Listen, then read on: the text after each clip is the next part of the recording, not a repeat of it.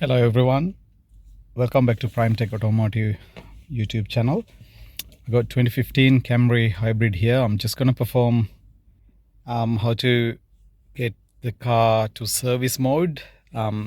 So you do coolant change or oil change, so you need to run the engine for a while.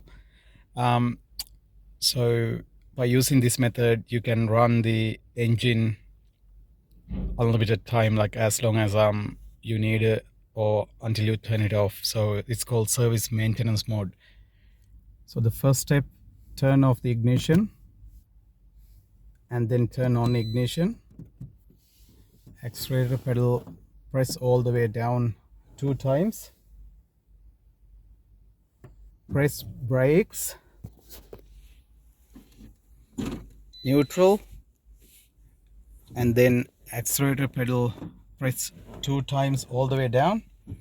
Press brakes, push the lever to parking, and accelerator pedal, press again 2 times, and you will see here it comes to maintenance mode.